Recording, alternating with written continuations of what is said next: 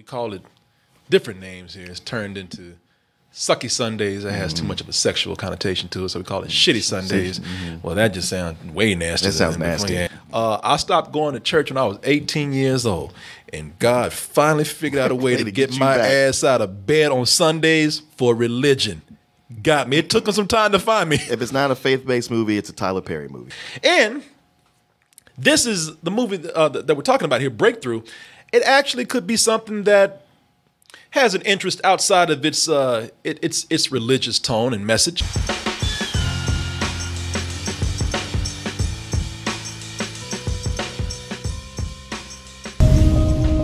He's been underwater for more than 15 minutes. We got him! We've done everything medically possible. There's nothing more we can do. Oh, Martin. I got to tell you this, and I'm not going to do it. I'm not going to even try to do anything smooth. I'm not going to try to do no big segue.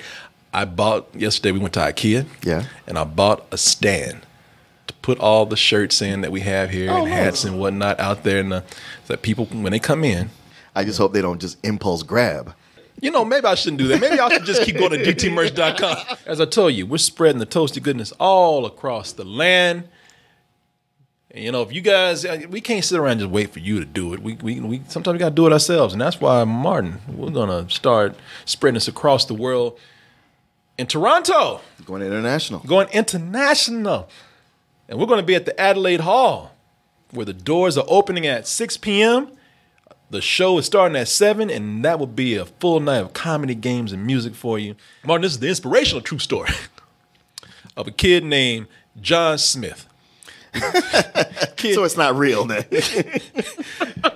John Smith, really? Kid with such a generic name, he had to kill himself for people to take notice of him.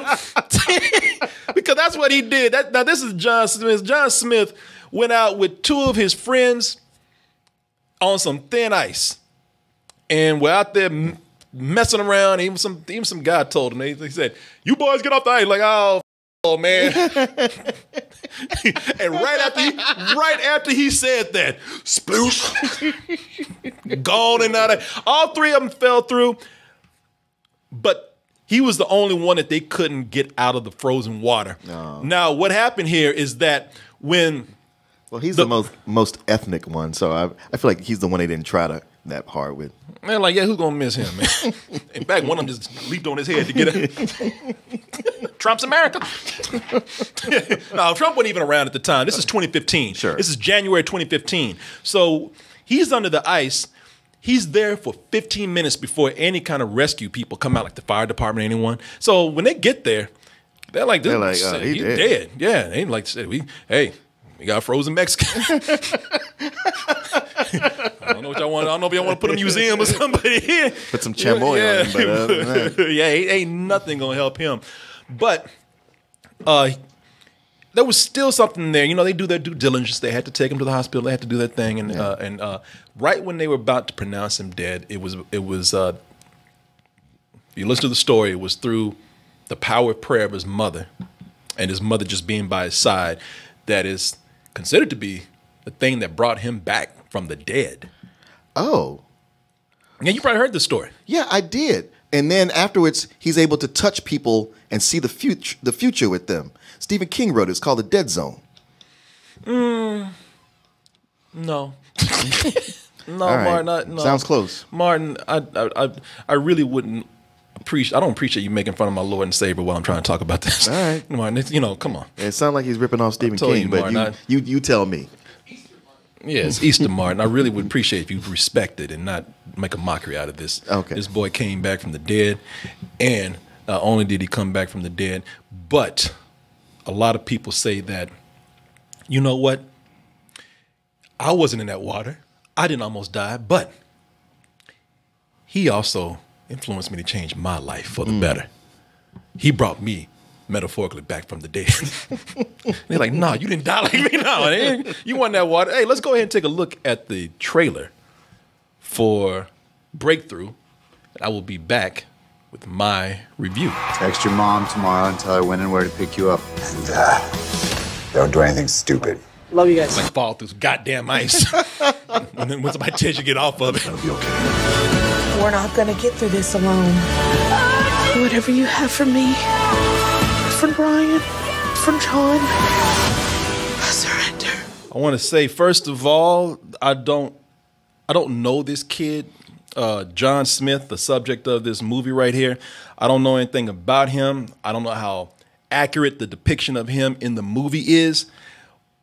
But I will tell you, the movie version of him, I couldn't wait for his ass to fall through that ice.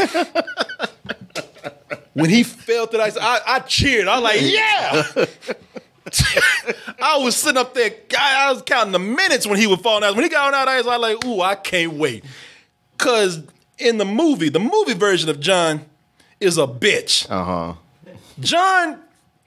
John Smith, the movie version, I don't know what this kid is like in real life, but the movie version of John, just full of disrespect. Just walking around because he's having a hard time. You know, but when I say a hard time, oh, I'm adopted. Okay, You know? I was like, okay, this kid has to be adopted, right? Because he ain't coming from either one of those two. No, he's adopted. And you know what? And and don't get me wrong. I get it. You know, because he's at that age, even no matter how much a kid has been loved, he always going to have that question, you know, about his real mama. How come she didn't want me? You know, I get it. Yeah. And you know, and plus, you know, when it gets really rough, because I've gone through this, where the class is required to have a family tree. Oh. And you got to get up and tell everybody why the tree didn't want you. It's hard, and I understand John with that. Mr. Smith, nice of you to join us this morning. Thank you. I don't know who my biological mother is, but just that she didn't want me. Tell some jokes. that is Marcel Ruiz, who actually plays John Smith, and you know, and he's too good because you don't like the kid, even when he's talking about I'm adopted, because even though his real mama didn't want him, he probably was better off of that. Sure. Because while Guatemalan mom and dad didn't want him, white mom and daddy giving him everything. Mm-hmm. They giving him a nice home. They love on him. They let him get away with talking back sometimes. At school, he's got friends. It ain't like he's an outcast. They love John. Yeah, that's what it seems like. John's great at basketball. The coach loves him. The kids all think that when he says I'm cute, like, you know, kids are whispering, oh, John's kind of fuck Guatemala. You know, yeah. You know, he's So you just need somebody to sit him down and say, okay, what is it? But the thing is, he still got attitude. Even though he has all this, he's still. And I would, you know, it's not. I would take whining, but he just kind of like, well, you know, every adult is trying to. Hey, John, what's going on? Nothing. What do you care? You know, parents, they are cool with John. John gets away with things that even white kids would get slapped for. Wow. You know, all of a sudden, out of these loving parents who were played by Josh Lucas and Chrissy Metz, even then they're just like, oh, it's just a thing. Like that part where he's talking about where they say, hey, don't do something stupid, and he's like, hey kid, hey mom and dad, I love you. Don't do anything stupid. Love you guys. No, they dub that in. No, he looks at his dad and he's like, okay, Brian, whatever. You know, oh, wow. Not dad. Wow. Brian. Uh-huh. And even when mom is like, you're not gonna beat this shit. He's like, oh, maybe we need to back off. It's a phase. You know, let him have some space. They giving this kid everything he wants. If there's one reason why I believe in this movie would make me believe in God, it's because only a God would look at this and actually do that to a kid that deserves it. It was almost like God was looking at John. It's like, all right, I got something for your ass. Yeah. Keep around. I got something for you. Keep walking. Keep walking. Right there. And by the time the movie's done, John is humble than a John, yes, ma'am. No, ma'am. Yes, sir. No, sir. Thank you, Dad. Love you. Yeah, thanks, Dad. I love you, Dad. Yeah. God's somewhere like, you goddamn right. Keep playing. Next time I'm going to drop your ass in lava. Keep playing. Outside of that, what you're probably wondering is how much the religious part plays into this. This is a faith-based film, and I mean, for good reason. They're criticized for being sermons. You know, for having too much of an agenda. You know, for coming in and putting too much of a religious slant on things to the point where you just it's corny. And look, it's not that you have anything against religion in a faith-based film. I mean, that's their movie. But even then, I mean, even some faith people would be like, "Oh man, come on, I get it. I go to church." Yeah, there's that. There's being overbearing and having the cheapest of TV production values. There is that, and as mentioned, you know, this is a faith-based movie. You're going to get that in this. When the movie starts, man, 3 minutes in, you praying about. Please, can this be over soon? Yeah, you know, 6 minutes in, you saying the Pledge of Allegiance because you got to throw America in there too. American God. Nice. 10 minutes, you in church, not in a sermon, but you know, they have a dramatic scene in church where everybody's a book reading club in church. So they gonna play that heavy. That's gonna be there. What you want to know about is the stuff that they just go broad with. What did they just make up? You know, in this movie, to where, you know, they force God in here to like really make this narrative like make it seem like it's a true miracle from the man himself. Well, you know that. There are some things that are accurate, and there are some things where they just made shit up. There's no other way to say that. And I will give them credit here. You have to read up on the movie before you go in and try to criticize heavily. Because I didn't look at this rolling my eyes. I'm like, oh, God didn't do that. You know, I want to look at it and see what was accurate and what wasn't. Yeah. Turns out that Mom praying, Jocelyn Smith is his mom's name. Joyce Smith. I'm sorry. Turns out that Mom praying next to John actually was something that was that really happened. Please, God, send your Holy Spirit to save my son.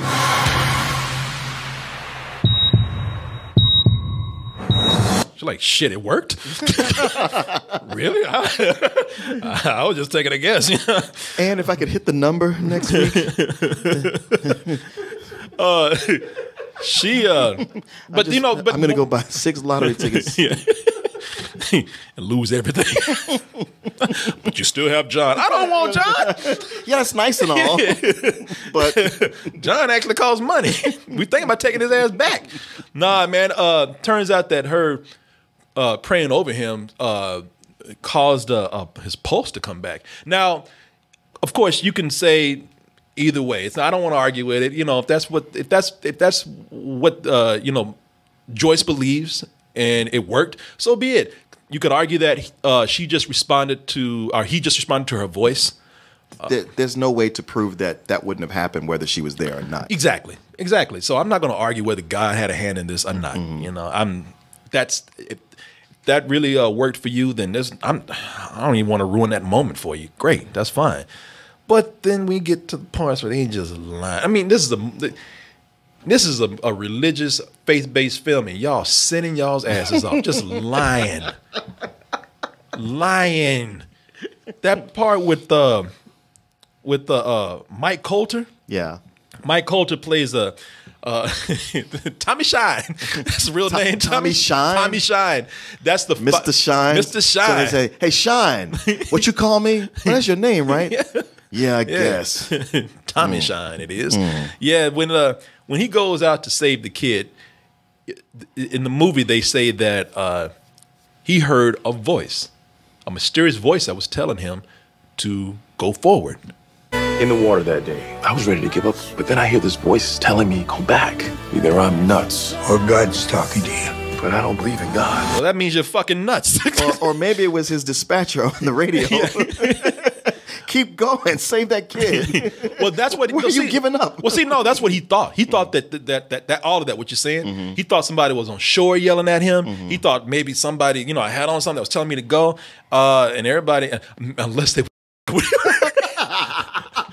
When y'all yell at me to keep going, I ain't say nothing. Hey, Tommy, this is God. Keep going. Y'all hear that? No. What'd you hear? Either I'm crazy or I heard God. This Negro. What? Oh, nothing, man. Good for you. Leave him at home. Hey, Tommy, this is God. All right, wash the dishes. What? There's an article that I went to look at about this, and they say that, all right, maybe if you don't want to use lie, it's an exaggeration. Sure. This is history Hollywood. History versus Hollywood. Oh. Did John's rescuer, Tommy Shine, really hear a voice when he was in the water telling him to keep searching? They say this is somewhat dramatized in the movie. In the Impossible book, Joyce Smith mentions that something in Tommy Shine's spirit prompted and almost pushed him to move in that direction. So, that's her point of view. No voice of God was telling him to do that. If anything, he says, she says I was inclined to keep going because something was pushing me. Sure. Which could just be like his humanity to save somebody doing that too. And then there are things in there that, there are parts in here where they do just turn this into something that's really corny. There's a part where all of Josh's schools and people who know, John, all of the people know John, his classmates, some the parents in the community and whatnot, they come out to hold vigil outside of his hospital window. And that's moving, man. It's actually really cool to see them in support of John. But then, of course, one black girl gets the spirit. Oh, John, we hope you live. And the invisible band kicks in. Oh, they all join in as a chorus. Everybody just starts going. Yeah, they are a church choir. You hear music you hear musical instruments that are not out there. It's a concert at this point. Well, John, and it's like, okay. Once they got going, then God kicked in a little bit and brought in the musical accompaniment. Yeah, it's a mariachi band. It was like, okay, come on. And this is at a moment where things were actually going well. You were feeling for John. It's like, what? Why y'all doing this? You didn't need this. Right. You didn't have to have the goddamn gospel sax player.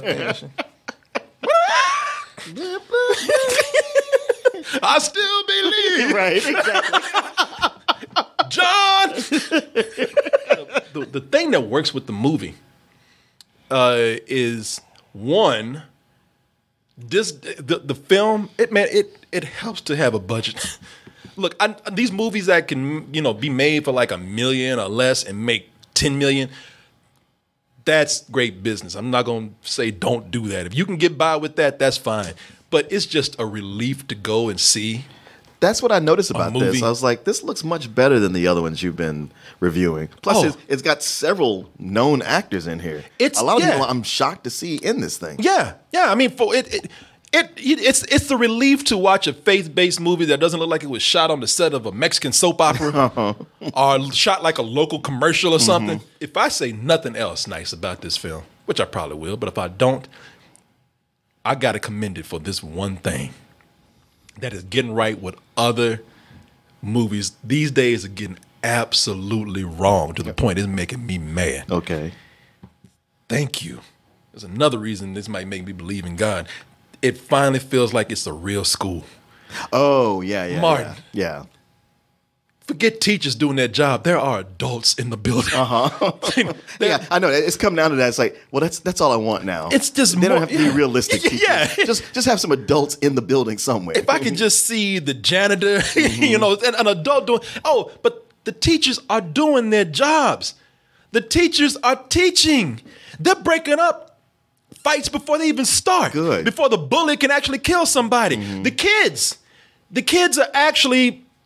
This ain't movie school like in other movies where in movie, y'all know movie school. It's like pre-K to seniors in high school. They all go to the same school. Yeah.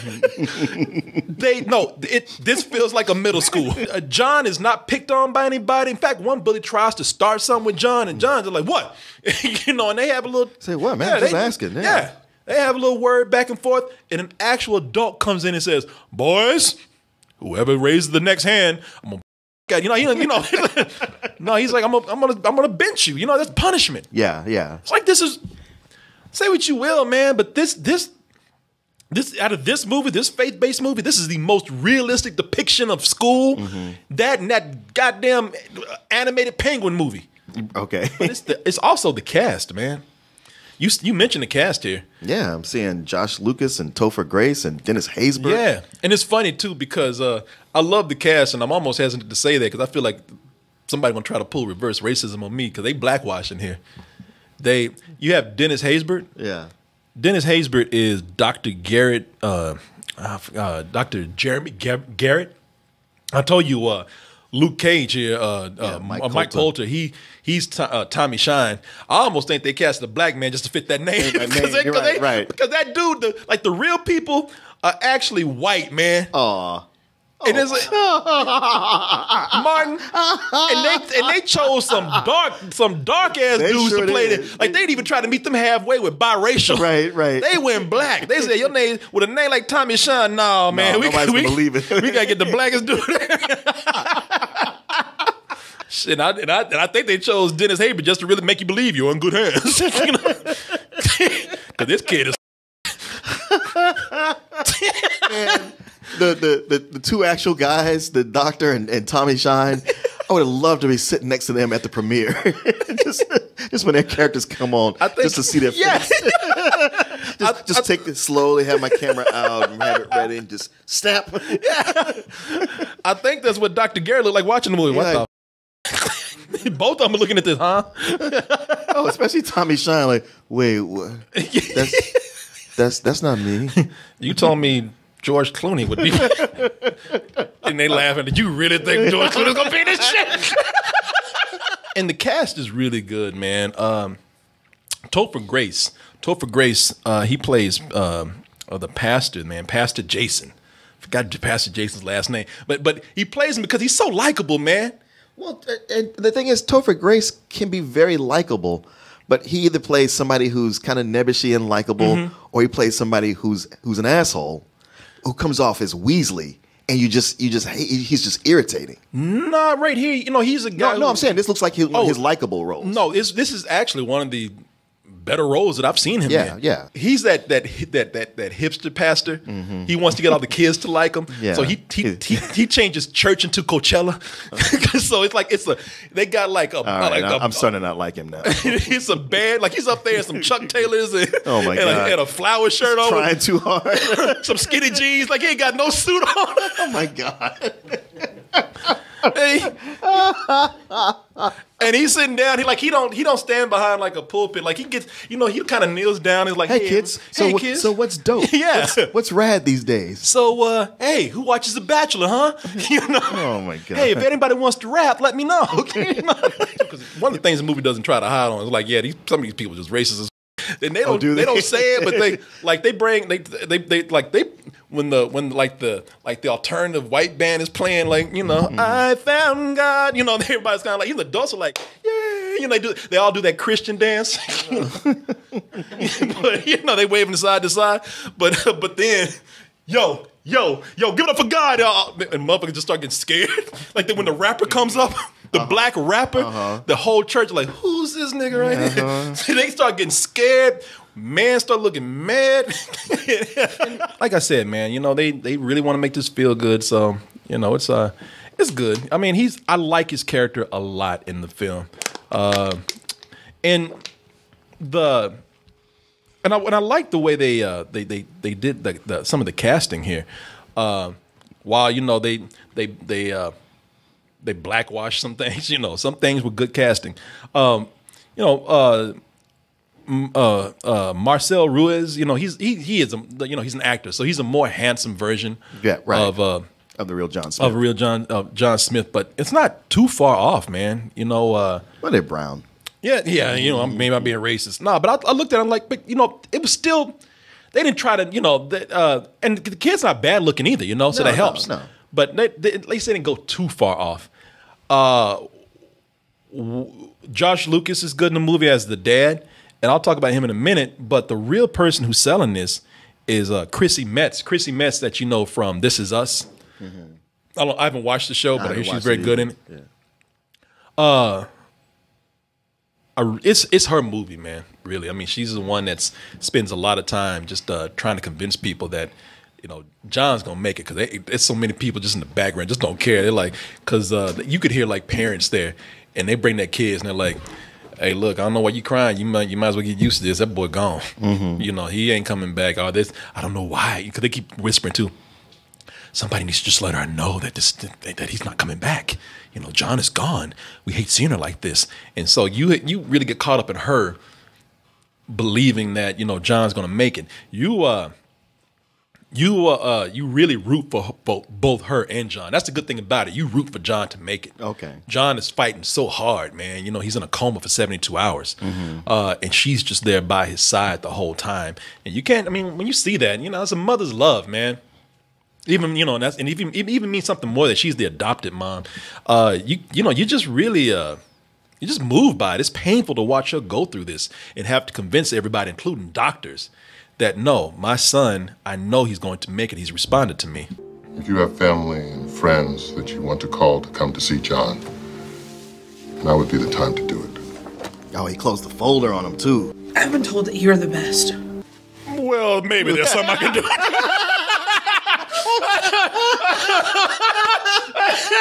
Yo, please tell me more. He turned it, like you say, he closed the folder and everything. moment she starts stroking that ego. He's like, oh, wait a minute, hold on. Tell me more about how great I am. Or was I misinformed? Aw. No, you were not. Shit, I'm trying to vote a lawsuit. He said, no, you're the best, so I've been misinformed. Well, you know, I don't know about the best. I mean, maybe I am, maybe I'm not. You know, who's to say? Yeah, but I'm pretty goddamn good. Boy, he turned around quick. I remember that. If I find myself in that situation, just play to that ego. Yeah. He was out the room. He was. You're the best, huh? What? Your son is dead. I got other shit to... what's that you say? She is known as being a plus-size actor, an overweight actor, or actress. And they didn't try to slim her down or get somebody who was skinny to play this role, which, you know, is closer. Shit, she's even bigger than the actual mom. Oh, yeah. But Joyce Smith. And they seem kind of close. Yeah, you pull out when you pan out and see them, you see full body. But I'm not even making fun. I think that's great because, you know, I just got through seeing a movie where it was the abortion movie, and the actual woman that's being portrayed in the movie, she is not a skinny actress, right? But they found a skinny ass woman to play her because they think that's what audiences want to see, right? Well, it's what a lot of regular people want to see. I'm just wondering if the real Joyce Smith was like, ooh, I wonder if they're gonna get Sandra Bullock to play her. Well, I'm just going to be surprised. Well, the person where they have the same hair color, it'll work out. Come on, dude. Maybe Juliana Margulies. They gave her, you know, and tried to give her a funny, overweight husband. You know, Josh Lucas is the husband, and handsome guy. You know, you don't even think about it when you watch the movie. Yeah, this is how well they work together because the drama really plays well when the drama is actually left alone to play. Josh Lucas is one of those actors I always liked. I was sorry that he kind of disappeared. Yeah, you see them together, man. You don't think about, oh, it's you know, this handsome guy with this overweight woman. That's not realistic. It's like, nah, you don't think about that, man. They're actually very well together in the movie. Again, because they're both mourning over John, which is, like I say, the heart of this film. And the thing that really pulls you in, you know, I like when the movie is not being too heavy with the, you know, and I know it's a faith-based film, but like I said, sometimes you can just pull back and let that play out naturally. Sure. Because there's so many things that they do well in this film. When I talk about, I love Chrissy Metz. I love that she starts to like get on people's nerves. And that's a woman who's mourning, but when she starts, excuse me, it's that she's under so much pressure not getting any sleep that she just starts getting a little kind of a little pushy around people. I mean, these doctors are there to do their job. Yeah. But she doesn't, I can understand, it's her kid. She doesn't want to hear anything bad going on. She doesn't want this treated like a regular, you know, a patient. She doesn't want him called patient. She wants him called she wants him called John. And she's going to make sure that everybody on staff does that. Like she's running the hospital. We will all speak life over John. Do I make myself clear? Mrs. Smith, we really didn't mean to upset you. I said, do I make myself clear? kill this bitch. I'm gonna go put that boy's plug. You keep on talking to me like I'm this. gonna put you right next to his ass. You keep fucking with me. Yes, ma'am. Yeah, I hear you. But they addressed that in the movie. Okay. They addressed that. They talk about you know, how she's being. There's even a part near the end. This is near the end of the review. There's even a part in the review, in the movie where they don't have any answers for religion. There's an adult. I'm not going to ruin too much, but there's an adult that asks John. This woman says, John, you know, why you? Why did God choose you and not me when I had somebody that I was praying for? And John straight up just says, I don't know, and turns around and walks off. Guess God likes me better. I don't know what to tell you. Yeah. I didn't meet him when I went under. You know, he just brought me back. Okay, so the real John Smith, he hasn't come back with all kinds of visions of seeing God, or he's out proselytizing. I mean, I don't know if he's doing that, but they have said that. Well, what he wants to do is, they said, you know, he's into sports, he's really into athletics, and he wants to train to be a pastor. Okay. That's it. A lot of this works, but then a lot of it again comes in and is just undermined by the things that they don't need to do. You can put that message in there. Even people who aren't religious or faith, you know, the people who aren't believers or faithful people, they'll still be able to like deal with it. I mean, they know what kind of movie this is. It's a little heavy-handed in those areas when it absolutely does not need to be. They have a story here that really speaks for itself. But again, you know, I know I'm not the target audience. Maybe this works better for some other people out there, but I'll give it average rental. Just you know, average rental right there. Okay. It's really. That said, it is one of the better faith-based movies I've seen out there. You know, for a lot of reasons on the production side, and for a lot of reasons that go with the writing, when you know it doesn't get in the way of itself. Out of curiosity, which one did you like better, this or I Can Only Imagine? That's a good question, man. I think I might like them both the same, but for different reasons. Yeah, I think because they both had. I Can Only Imagine really had that rise to fame story in there that works. Again, when it gets kind of too heavy with the religious stuff, that might get in the way, but it still works. This has the story of this kid that's fighting for his life. Yeah.